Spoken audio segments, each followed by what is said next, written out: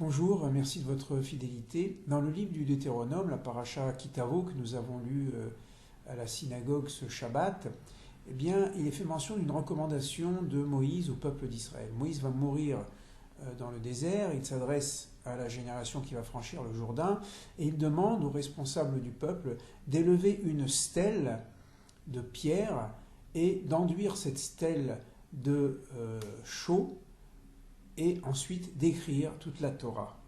Vaya beovrechem et Yarden, lorsque vous traverserez le Jourdain, takimu et avanim ele, vous élèverez ces pierres, donc plusieurs pierres, asher anochim et savetrem, telles que je vous leur donne aujourd'hui. C'est Moïse qui parle, mais le juste, quand il parle toujours de la bouche de Dieu, en quelque sorte, d'autant plus si c'est un prophète. Donc c'est vrai qu'il y a une identification ici entre le je de Moïse et le je divin. Donc Asher Anochim et Tsavetrem, que je vous ordonne aujourd'hui, et ça peut être Dieu qui ordonne par la bouche de Moïse ou Moïse qui ordonne.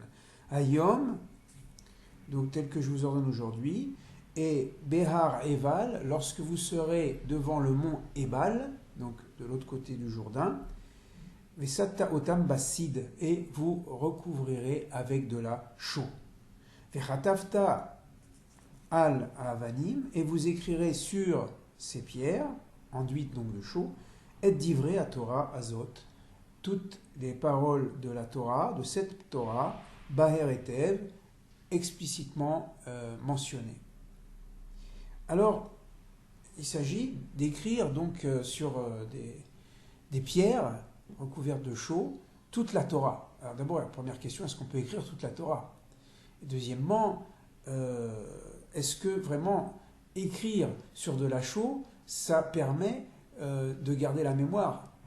Alors que la chaux, à la première pluie, ça va fondre. Hein, la chaux, c'est de la craie. Donc c'est étonnant. Écrire une stèle sur une stèle, d'abord toute la Torah.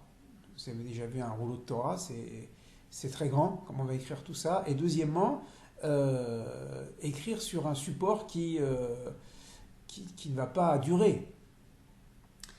La tradition, ici, nous donne une piste de réponse, qu'en fait, il ne s'agissait pas d'écrire toute la Torah, mais peut-être d'écrire, en tout cas c'est l'interprétation qui est donnée ici, d'écrire l'interdiction de l'idolâtrie. Lo yelecha Elohim acherim. Tu n'auras pas d'autre Dieu que Dieu. Autrement dit, la Torah, ici, se résumerait à l'interdit de l'idolâtrie. L'homme, l'être humain, a tendance à faire de son imaginaire sa référence, ou à des valeurs du monde des références absolues, et de cette manière, eh bien, la divinité de Dieu est limitée dans ce que nous concevons. Par exemple, ça peut être la force, ça peut être le pouvoir, ça peut être même des valeurs. Si je prends la justice, il manque l'amour. S'il y a l'amour, il manque la justice. S'il y a telle valeur, peut-être il va manquer une autre. Et à ce moment-là, je ferai de cette valeur ma divinité. Donc, Lo yelecha Elohim acherim, tu n'auras pas d'autre Dieu, c'est-à-dire aller toujours vers cette reconnaissance de Dieu, mais c'est sous forme négative, Lo yelecha Elohim acherim, parce que chaque fois que je pourrais considérer, voilà, j'ai découvert Dieu, eh bien, non, tu n'es pas au bout de ton chemin. Dieu est au-delà de ta conception. Cette idée donc est intéressante, que écrire toute la Torah, ça serait finalement la négation de l'idolâtrie. Rashi rapporte sur ce verset un commentaire du Talmud traité Sota qui dit que en fait cette parole, cette Torah, aurait été écrite dans les 70 langues. Ce serait le sens de Be'er et Tev, de expliciter clairement. Ah, bien sûr, c'est un midrash. C'est pas à prendre au pied de la lettre, mais c'est une pensée de la tradition. Qu'est-ce qu'on veut nous dire ici? On veut nous dire que toute la Torah doit être traduite dans tous les langages. Ça veut dire qu'au fond, Dieu parle aux hommes. Si on reprend notre interprétation, à savoir que c'est essentiellement l'interdit de l'idolâtrie. Ça voudrait donc dire qu'il faudrait dire dans toutes les langues du monde, dans les 70 langues qui sont nées à Babel, eh bien, qu'il n'y a qu'un seul Dieu. Ce serait une manière, justement, de reconnaître Dieu, et bien, de le dire dans toutes les langues du monde. Alors, bien sûr, il reste la question du support. Ce support bien fragile, de la chaux, hein, ça fond à la première pluie. Alors, quelle est la pédagogie? Alors, on aurait peut-être ici une réponse, en tout cas c'est une piste de réflexion, c'est ce que j'appelle la pédagogie de la trace. Qu'est-ce que c'est que la pédagogie de la trace?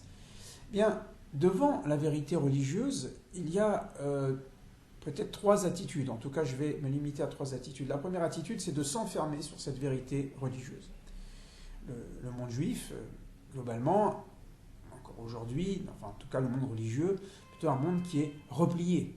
Du fait des mitzvot, en plus, ça crée une communauté repliée sur elle-même, sur ses mitzvot. Et la première réaction par rapport à la vérité révélée, c'est de dire, je garde cette vérité, j'étudie la Torah, je pratique les mitzvot, voilà, et je ne dérange personne, et personne ne me dérange idéalement. Il y aurait la deuxième attitude, qui serait au contraire une attitude d'ouverture, hein, c'est-à-dire d'apporter la vérité à ceux qui ne l'ont pas reçue. Et donc ça serait le prosélytisme, ça serait la conversion. Et Israël aurait pu aussi choisir cette option de la conversion. Il faut croire que le judaïsme, ou l'hébraïsme déjà, n'a pas tellement opté pour la conversion au judaïsme, parce que ce n'est pas une nécessité d'être juif ou être hébreu pour servir Dieu, ça c'est une idée très importante. Tous les hommes sont aimés de Dieu, ils sont créés à l'image de Dieu, il n'est pas nécessaire de passer par les mitzvot, par le judaïsme. Et donc, le prosélytisme n'a pas été une voie prônée majoritairement par le judaïsme. Mais il y a aussi sans doute un danger dans le prosélytisme, c'est le fait de vouloir imposer la vérité. Celui qui a découvert une vérité religieuse, il a envie de la partager. Et il ne comprend pas, il ne supporte pas même, des fois, que l'autre ne partage pas sa vérité religieuse. Enfin, c'est la vérité, vous ne voyez pas, vous êtes aveugle, etc. Et à cause de cette dimension de violence, quelqu'un qui a une vérité religieuse ou politique, il lui faut une très grande force morale pour accepter que quelqu'un n'accepte pas sa vérité. Mais ce n'a pas été le choix global du judaïsme. Alors il reste cette pédagogie de la trace. Qu'est-ce que c'est que la pédagogie de la trace?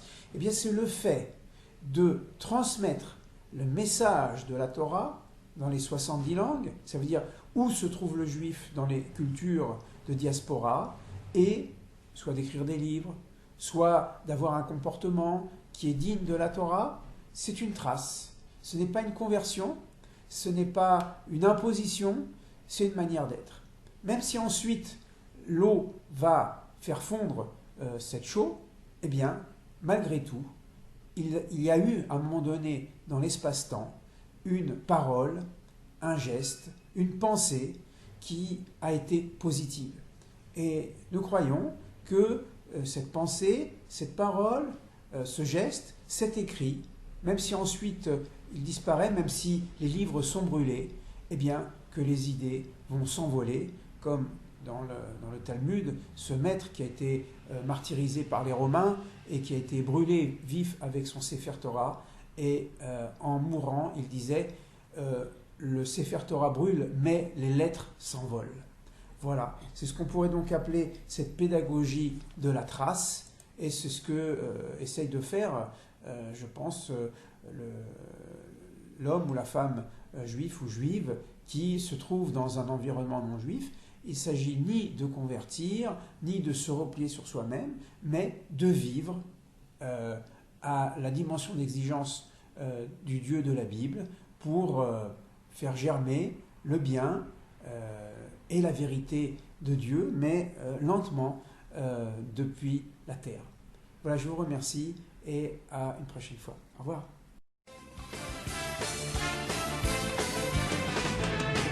La la la la la la